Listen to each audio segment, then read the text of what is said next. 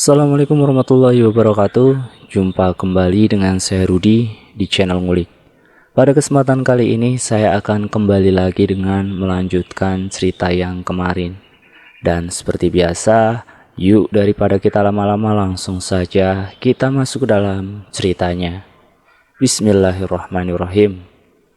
Kepulanganku ke rumah untuk kedua kalinya tanpa ditemani Mas Wanto sudah pasti membuatku menjadi buah bibir warga di sana. Banyak kabar burung ku dengar perihal desas-desus cerita miring yang mengarah tajam kepadaku. Rumor aku dicerai, KDRT, bahkan sampai ada kabar yang mengatakan aku dicampakan karena keganjenan menjadi gosip sampah yang mereka perbincangkan setiap harinya. Sudah pasti sebagai manusia biasa ada batasan dalam kesabaranku. Kabar miring yang semula tidak kugubris sudah tidak dapat kutolerir lagi. Bagaimana tidak, aku yang berniat belanja ke salah satu warung harus mendengar pedasnya omongan tentang diriku. Mereka tidak lagi berbicara di belakang. Tanpa ada rasa tidak enak terhadapku, salah satu wanita yang ada di sana, yang sebut saja namanya Bu Eni, yang memantik pertikaian berdarah itu. Dia menanyakan langsung perihal kabar sampah mengenai rumah tanggaku. Tapi dengan nada bicara yang bisa dikatakan memvonis dan bukan bertanya. "Kamu dicerai ya, Rin?" katanya. Sementara wanita lain yang ada di sana bukannya bersimpati atas kelakuan Bu Eni, mereka malah kompak menghakimiku saat itu. "Iya, sudah beberapa hari, mana suamimu? Beneran cerai?"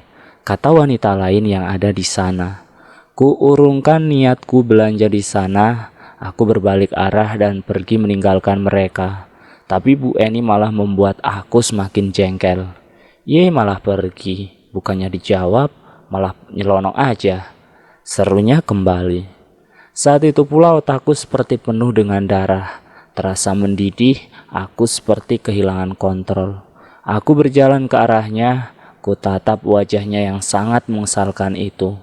Wanita lain seperti sudah menyadari kemarahanku dan berusaha menenangkan diriku. "Ibu mau tahu soal apa?" teriakku tepat di depan matanya. Kali ini dia terlihat gugup, namun masih saja wanita sampah itu mengatakan hal yang sama.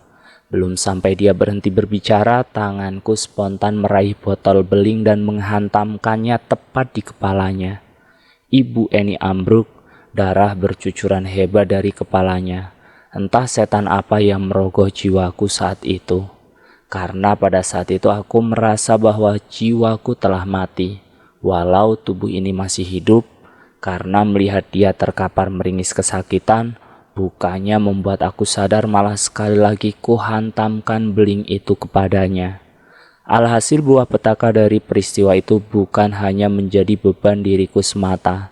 Keadaan sempat heboh saat warga berbondong-bondong datang ke rumah meminta klarifikasi kepada keluargaku. Beruntung aku masih memiliki pria yang selalu ada dan menjagaku sepenuh hati, yaitu bapak dan adikku. Ya, hanya mereka berdua yang benar tulus membela. Malah bapak sempat mengacungkan parang ketika ada beberapa warga yang memprovokasi agar masalah ini diproses ke kantor polisi. Singkat cerita, aku akhirnya harus mendekam beberapa hari di balik dinginnya jeruji besi. Dan saat itu juga ada celah untuk Mas Wanto kembali meluluh lantakan hatiku. Mas Wanto datang bak pahlawan. Dia menjamin diriku. Dia juga yang bernegosiasi ke rumah Bu Eni agar mencabut laporannya. Dan yang paling penting, kehadirannya seolah menyelamatkan wajah keluargaku serta membantah omongan miring yang beredar selama ini. Bapak hanya bisa mengelus dada mendengar kejujuran dari mulutku. Meski kecewa dengan kelakuan Mas Wanto, namun tetap dia memberikan maaf. Dengan syarat Mas Wanto harus segera mengurus surat cerainya. Selain itu, aku juga belum diperbolehkan pulang ke Jakarta bersama Mas Wanto sebelum semuanya terselesaikan. Mas Wanto menyanggupi permintaan Bapak dan berjanji secepat mungkin merealisasikan permintaan Bapak. Di sisi lain, semua peristiwa itu juga aku ceritakan kepada mantan suamiku. Dan setelah berkonsultasi dengan Bapak, walau berat hati, aku menitipkan Lena lebih lama dari yang kupikirkan. Ada benarnya, pikirku saat itu. Seandainya perceraian itu pun cepat terjadi, tapi tak ada jaminan wanita gila itu akan berhenti meneror kehidupan kami. Tidak sampai sebulan Mas Wanto sudah kembali menemuiku. Walau belum resmi bercerai, setidaknya dia sudah menunjukkan keseriusannya. Di bawahnya tanda bukti surat berisikan permohonan cerai yang saat itu sudah masuk ke dalam proses pengadilan agama. Aku senang akan keseriusannya, karena aku ingin menata kembali kehidupan kami. Hal itu yang membuatku memohon kepada Bapak agar diberikan izin untuk ikut kembali ke Jakarta bersama Mas Wanto.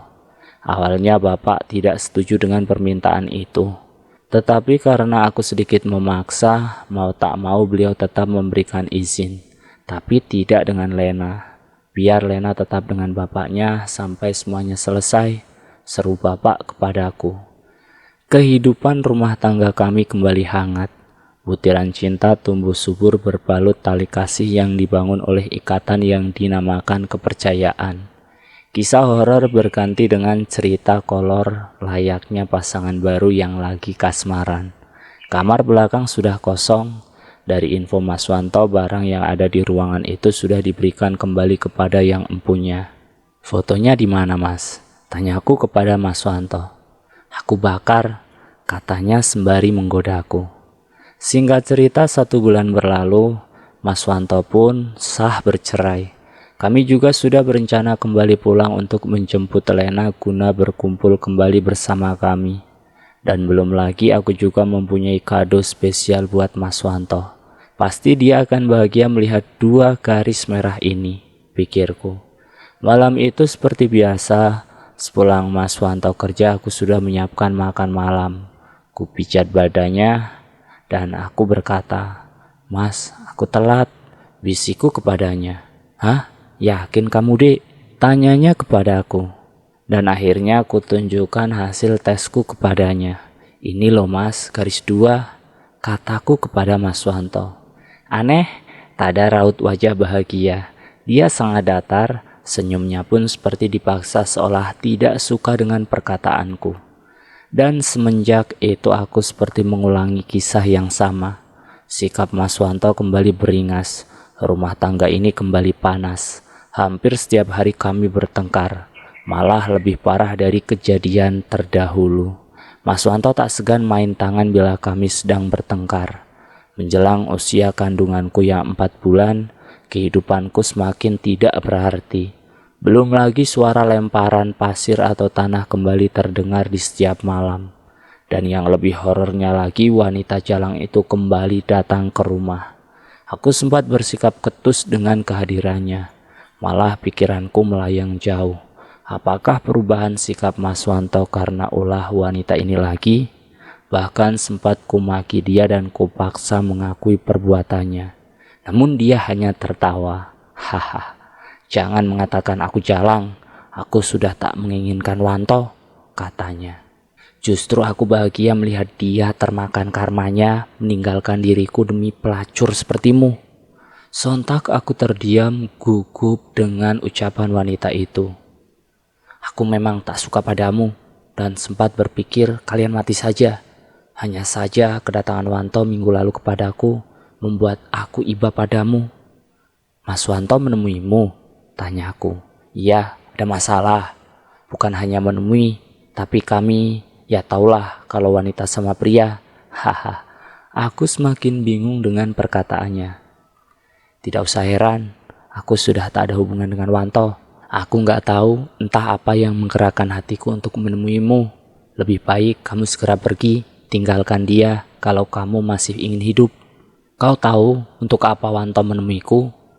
Yaitu untuk membunuhmu, katanya kepadaku. Wanita itu berjalan mendekati diriku. Jarak kami kini tak lebih dari 20 cm dan dielusnya perutku. Bukan salahmu, salahkan ibumu terlahir murahan, katanya kepadaku. Wanita sinting itu hanya tersenyum. Ada yang kamu tak paham, katanya padaku. Dulu aku dan Wanto saling mencintai. Sebelum ibunya selalu mengganggu rumah tangga kami dan aku selalu dihina hingga aku keluar dari rumah ini. Tahu kenapa? karena aku belum memberikan Wanto anak. Bukan karena aku tak mau, tapi Wanto itu mandul. Dan kamu tahu apa yang Wanto akan lakukan? Menumbalkan dirimu serta anak haram di rahimmu itu. Aku bergidik, merasakan takut yang amat sangat. Takut akan kesalahan besar yang telah kuperbuat. Wanita itu kembali melangkah ke arahku. Dia berhenti tepat di hadapanku. Tangannya mengusap wajahku sembari mendekatkan wajahnya. Dia mencium pipiku.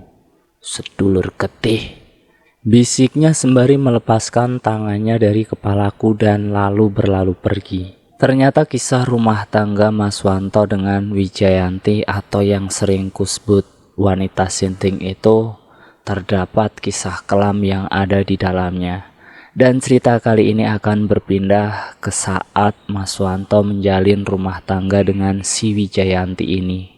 "Puas sekarang kamu, Mas? Bilang sama ibumu, bukan aku yang mandul, tapi anaknya," teriak seorang wanita kepada pria yang ada di depannya. Kala itu mereka berdua bertemu di salah satu rumah sakit untuk melihat hasil pemeriksaan. Terpaksa wanita yang kerap dipanggil Wijayanti itu memilih jalan tersebut. Lama membina rumah tangga namun tak jua rahimnya terisi, sementara caci terus tersaji. "Cari wanita yang sempurna, jangan yang mandul. Ibu itu mau gendong cucu, nak." Begitulah mulut wanita tua itu menghardik rumah tangga mereka, tanpa sedikit pun memikirkan perasaan Yanti. Suaminya yang bernama Wanto pun seakan menutup mata, hanyut dalam bisik sesat ibunya sendiri. "Iya benar, dia ibumu, Mas. Tapi tolong sedikit saja kamu jaga perasaanku.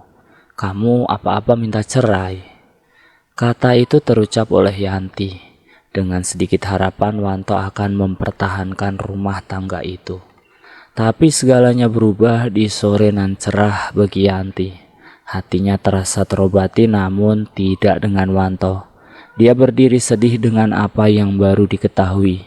Tangannya sedikit gemetar memegang secari kertas. Kertas yang berisikan hasil uji laboratorium tersebut. Belum bisa dia menerima kenyataan sebagai pria mandul. Dia juga harus menerima ucapan kasar Yanti yang penuh dengan hinaan. Mata para pasien seakan terpaku menatap ke arah Wanto. Tatapan mereka seperti kasihan terhadap Wanto yang hina. Peristiwa singkat di rumah sakit kala itu memang bukan awal pertengkaran mereka terjadi. Wanto sedari dulu tak ingin berpisah dengan Yanti. Hanya saja wanita manapun tidak ingin dimadu hanya karena ingin mendapatkan keturunan. Terlebih lagi bukanlah Yanti sebab akibat bahtera rumah tangga itu tidak dikaruniai tangis bayi yang sangat dinantikan. Walau semenjak saat itu mereka tidak lagi hidup dalam satu atap, namun secara hukum pengajuan perceraian tidak pernah dilakukan oleh Wanto. Ya, setidaknya sebelum Teluh yang menyerang keluarga barunya. Teluh yang hampir mengantarkan dia ke dalam rumah terakhir di dunia. Suara lembut terdengar di bilik kamar mandi berukuran 2 kali 2 meter. Seorang wanita menahan dingin seiring air yang mengalir membasahi tubuh mungilnya. Khusyuk dia membersihkan diri setelah seharian penuh beraktivitas. Tubuh mungil itu masih dipenuhi oleh busa sabun yang baru dikosokkan sembari sedikit bernyanyi sumbang. Yanti asik dengan kegiatannya, namun belum sepenuhnya tubuhnya bersih. Samar suara ketukan pintu kosan mengagetkan di sela suara air yang masih mengalir. Yanti, suara itu kencang memanggil. Dimatikannya keran guna memastikan suara itu. Namun suara air yang sudah berhenti seirama dengan ketukan yang tidak lagi terjadi kian membuat Yanti penasaran. Hatinya sedikit bimbang membayangkan maling yang mungkin masuk dalam kamar. Bergegas dia berlalu, membalut tubuhnya, walau butiran busa nampak masih menempel di beberapa bagian tubuh. Yanti sedikit mengeluarkan kepalanya dari bilik kamar mandi. Jantungnya semakin kencang berdebar tatkala pintu kamar sudah terbuka dengan lebar. "Astaga," ucapnya spontan sembari berlari kecil memastikan tak ada harta benda yang raib di kamar itu. Yanti sempat melihat keluar kamar. Tak ada seorang pun yang didapatinya. Pelan dia menutup pintu itu. "Ah!" teriak Yanti kaget tatkala ada sosok yang memeluk erat dirinya dari belakang. Teriakan Yanti langsung disambut tangan yang menutup mulutnya. Tangan itu erat memegang mulut Yanti agar berhenti berteriak. "Shh, jangan teriak Yan, ini aku Wanto," ucap sosok itu pelan di telinganya. Sembari dia mulai melepaskan perlahan genggaman tangannya di tubuh Yanti. Kehadiran Wanto cukup membuat Yanti ketakutan. Terlebih untuk semua yang telah dilakukan dirinya kepada Wanto dan keluarganya. Selain itu, status mereka juga sudah resmi berpisah semenjak beberapa bulan lalu Wanto mantap mengajukan gugatan cerai. Ada perasaan buruk dalam benak Yanti, bahwasanya kedatangan Wanto malam itu guna membalas perilaku Yanti kepada dirinya. Yanti gugup menatap Wanto. Dia khawatir saat itu merupakan hari terakhir dia dapat menghirup udara di dunia ini. Belum lagi raut wajah Wanto yang terlihat tak bersahaja dengan rona kemerahan berbau alkohol menyengat dari tubuh itu. Sesuatu yang tak pernah sebelumnya didapati Yanti, mengingat sosok pria itu sangat jauh dari alkohol maupun hanya sebatang rokok. "Mau apa lagi kamu kesini, Mas?" ucap Yanti dengan sedikit membentak. Wanto terdiam, dia merasa bingung bagaimana harus menceritakan. Saat itu Wanto seperti menelan ludahnya sendiri, membuang wanita yang lama bersama dirinya hanya untuk satu wanita yang membuat dirinya kian hina. Lama Wanto bertutur kata menyampaikan keluh kesah dan niatan dirinya datang menjumpai Yanti. Yanti dihadapkan pada posisi yang bimbang mendengar kata demi kata yang terlontar. Yanti dihadapkan pada posisi yang bimbang mendengar kata demi kata yang terlontar dari mulut suaminya. Dia merasa bahagia akan apa yang sekarang terjadi kepada Wanto. Hanya saja dia menggelengkan kepalanya. Nafas panjang terhembus tatkala Wanto siap memberikan apapun yang dia mau. Ya, semua yang Yanti mau. Asal Yanti mau membantu Wanto membalaskan sakit hatinya yang amat parah di jiwa. Yanti terdiam karena jujur dalam batinnya, semenjak surat cerai dan bagian yang menjadi haknya diberikan, Yanti sudah menutup segala cerita akan apa yang pernah dilaluinya. Dia sudah tidak mau lagi mengetahui segala urusan yang terjadi dalam hidup Wanto. Hanya saja di depan matanya saat itu Wanto menawarkan segala apa yang ada pada dirinya dengan pertukaran yang cukup mengerikan. "Aku janji akan memberikan apapun yang kamu mau. Bantu aku membalaskan sakit hati ini. Aku ingin dia dan semua keluarganya mati dengan menyakitkan," ucap Wanto dengan penuh emosi. Lama percakapan itu terjadi hingga hampir di jam 10:30 malam Wanto berpamitan pulang. Entah apa jawaban Yanti kepadanya, hingga dia pergi dengan raut wajah yang kecewa. Di tempat lain, 1000 kilometer ke arah selatan, sedikit menjauh dari hiruk pikuk ibu kota, seorang gadis kecil bermain ria dengan teman sejabatnya. Dia berlari ke sana sini seperti tak mengenal sedikit pun arti dari kata lelah. Beberapa bulan berpisah dengan ibu kandungnya tak membuat Lena bersedih. Walau sesekali keberadaan ibunya ditanya kepada ayahanda tercinta. Namun kala itu Lena seperti menemukan kehidupan baru yang lebih layak. Lena berdiri di tepian jalan yang tak lebih dari 2 meter. Wajar dia hidup di daerah pedesaan, di mana aksen masih ala kadarnya. Aktivitasnya terhenti. Tajam bocah itu menatap ke arah kendaraan roda 2 yang melaju dari arah depannya. "Ye, ayah pulang," ucapnya sembari berlari kecil menuju ke arah motor. Darman, pria itu kerap disapa warga sekitar. Sosok pria yang merupakan ayah kandung Lena dan juga mantan suami dari Rina. Sore itu wajahnya sedikit bersedih namun tetap dipaksakan tersenyum di depan putri semata wayangnya. Sempat dia bermain sejenak, mengajak Lena turut serta berkendara di sekitaran rumah guna menyenangkan hati putri kesayangannya itu.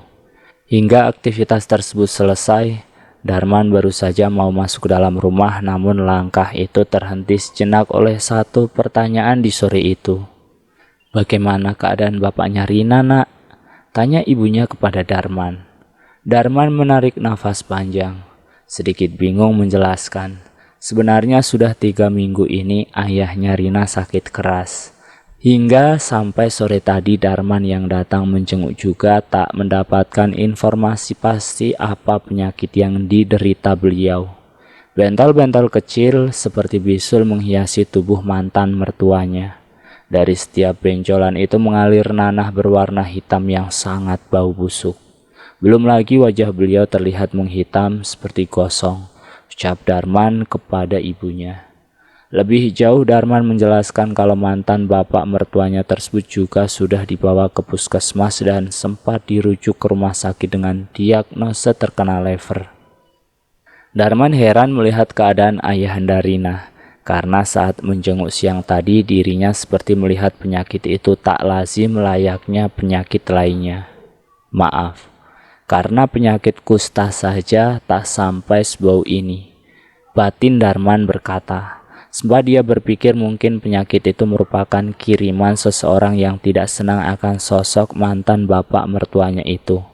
Hanya saja Darman enggan mengatakan, apalagi dia hanya sebatas mantan menantu. Penyakit yang diderita pria tua itu sejatinya belum sampai di telinga Rina. Semenjak beberapa bulan lalu, sanak keluarga tidak mendapatkan sedikit kabar informasi.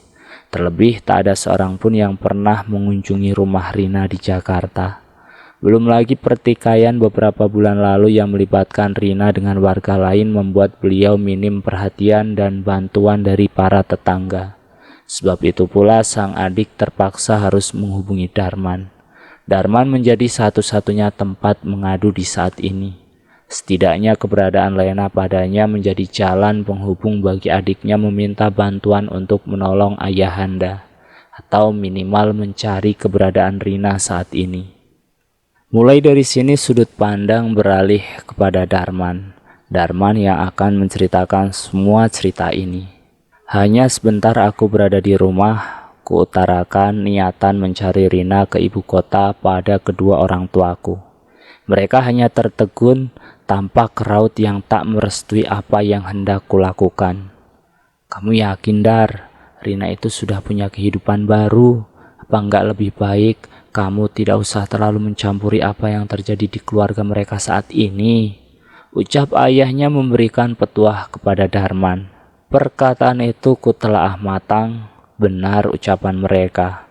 Hanya saja masih ada ikatan yang tak akan dapat terputus, sekalipun kisah rumah tanggaku dan Rina sudah lama berlalu. Ya, Lena adalah satu-satunya alasan itu. Bagaimanapun ayah Rina merupakan kakek dari putri sematawayangku. Dan sampai kapanpun, Rina akan tetap menjadi ibu dari Lena. Sedikit penjelasan yang kututurkan akhirnya dapat memberikan restu dari kedua orang tuaku. Hanya saja mereka berpesan kehadiranku ke sana hanya sebatas menginformasikan perihal penyakit yang diderita ayah Rina. Jangan sampai kamu malah mengganggu rumah tangga mereka, timpal ibu kepadaku. Dan sekitar jam 7 malam, aku berpamitan. Kembali aku menuju ke rumah mantan mertuaku. Kala itu maksudku hanya sekedar membawa persediaan makanan ke sana. Bahwasanya dengan tak dapat bekerjanya beliau tentu saja mengganggu sendi perekonomian. Belum lagi tak ada kabar dari Rina dan si bungsu adiknya yang belum memiliki penghasilan karena masih duduk di bangku sekolah kala itu. Singkat cerita, setelah aku tiba di rumah Rina, rumah yang sempat menjadi tempatku bernaung beberapa warsa lalu, terngiang jelas satu kamar kosong yang ada di sana. Tempat pertama kali suara tangis Lena menggema di tengah tawa kebahagiaan kami menyambut kehadirannya. Aku tertawa mengingat itu. Dunia memang sungguh lucu. Kehangatan tiba-tiba sirna seiring Dewi Fortuna yang tidak lagi berpihak. Ikatan antara aku dan keluarga ini harus berakhir dengan tragis. Masih membekas sedikit di hati. Kala itu ku terbayang perlakuan tidak mengenakan yang pernah mereka lakukan. Dan anehnya hari ini entah mengapa aku malah kembali hanya untuk menjadi manusia bodoh yang ikhlas membantu. Kala itu langit semakin gelap. Aku menginap di sana sembari bernostalgia. Aku lupa kapan terakhir kalinya hal itu terjadi. Mungkin sudah 4 atau 6 tahun lalu. Tidak ada yang berbeda selang kepergianku, ucapku dalam hati. Kursi santai yang dulu kubelikan masih tertata rapi di teras rumah. Walau penampakannya sudah usang termakan usia, namun masih layak untuk diduduki.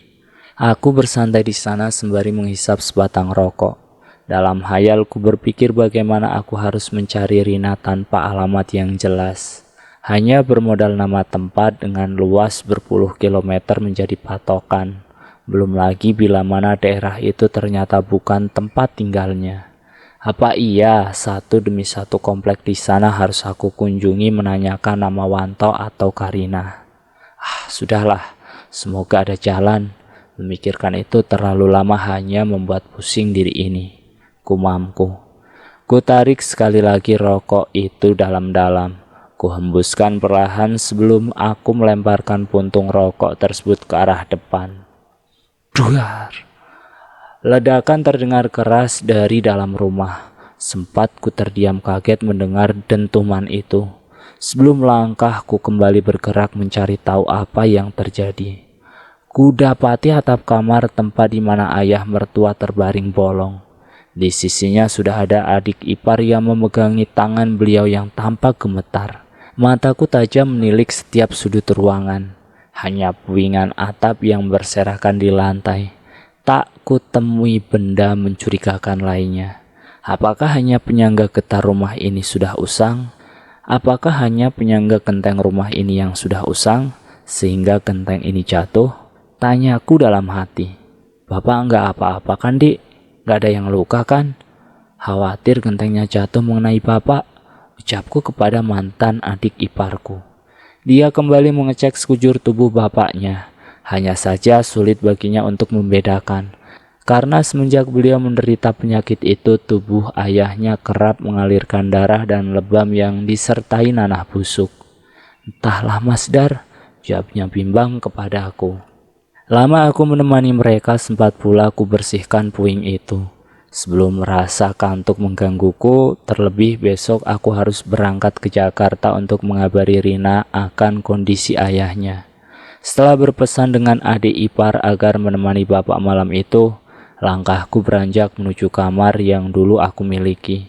Belum jua sepenuhnya aku keluar dari kamar itu, terdengar suara bapak.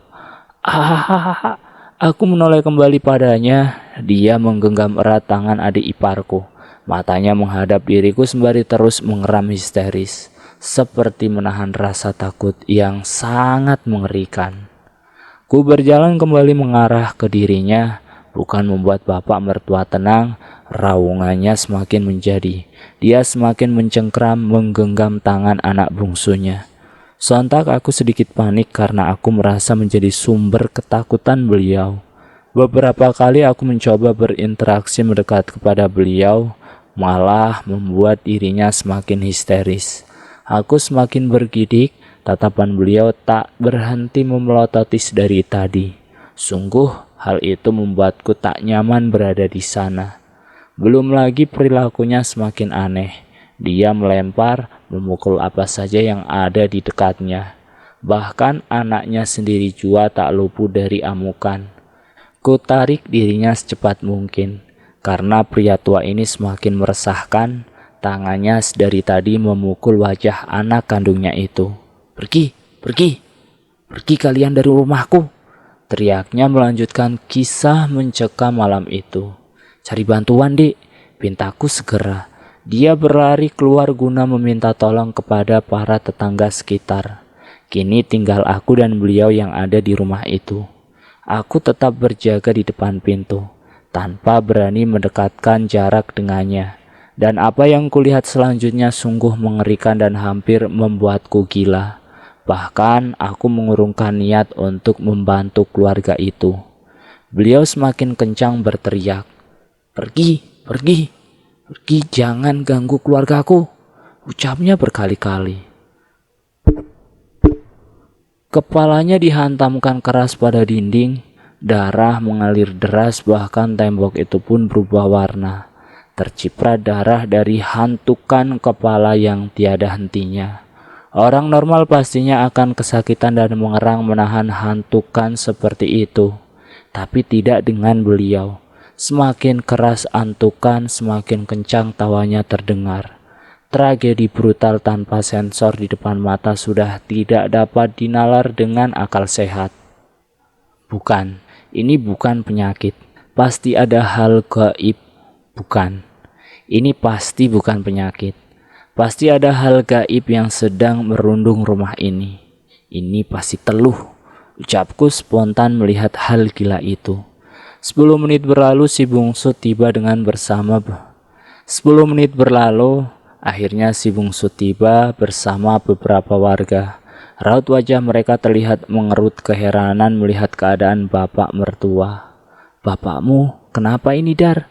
tanya salah satu warga bernama Pak Kasim. "Nggak tahu, Pak, aku juga bingung," jawabku. Dengan dibantu beberapa warga, kami mencoba memegangi tubuh beliau agar tidak melanjutkan aksinya membenturkan kepalanya di tembok. Butuh 6 tenaga pria dewasa untuk menahan ronta perlawanan dari tubuh pria tua itu. Pak Kasim tampil sebagai sosok yang berjasa kala itu. Bermodalkan segelas air dan bacaan doa yang diminumkannya ke mulut beliau, akhirnya dapat membuat mantan mertuaku seketika langsung terdiam dan tak sadarkan diri. Namun masih ada pekerjaan lain yang menanti. Saking banyaknya darah mengalir dari kepala, aku langsung berinisiatif menggotong tubuh itu. Langkah kami sigap membelah malam dengan hanya menggunakan sepeda motor guna menuju rumah sakit. Aku masih berharap pria tua ini dapat terselamatkan. Sekalipun benak di jiwa berkata bahwa dia sudah berpulang. Sesampainya di rumah sakit, beliau langsung mendapatkan penanganan khusus di UGD. Sementara aku dan 2 warga yang menemani duduk di ruang tunggu sembari menyemangati si bungsu agar kuat dengan apa yang belakangan ini terjadi pada keluarganya. Di sisi lain aku semakin ragu untuk melanjutkan niat baikku membantu. Ada kekhawatiran teror mencekam yang baru terjadi, bukan tak mungkin juga menyasar kepadaku. Selang beberapa jam, kami dipanggil oleh dokter yang menangani beliau.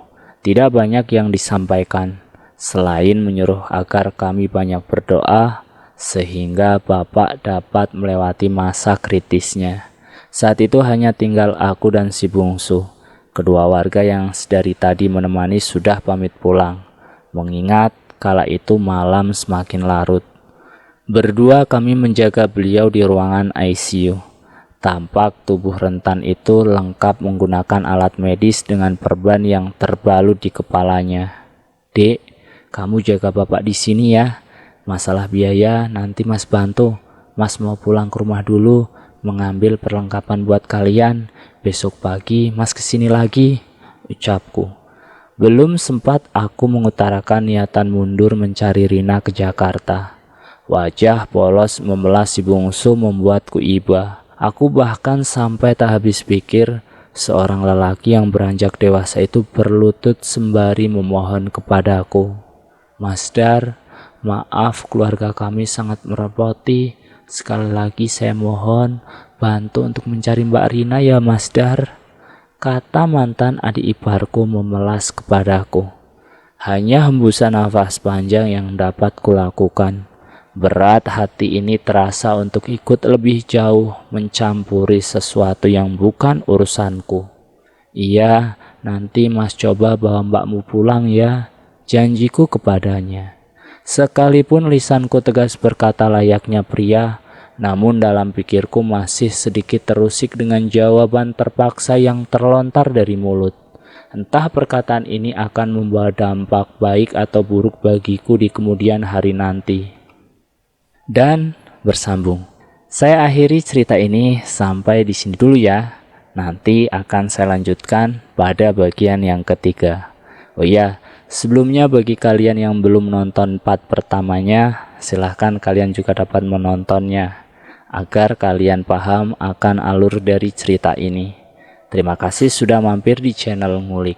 Jangan lupa tekan tombol like, share, dan komen. tekan subscribe untuk mengikuti video kami selanjutnya ya. Wassalamualaikum warahmatullahi wabarakatuh.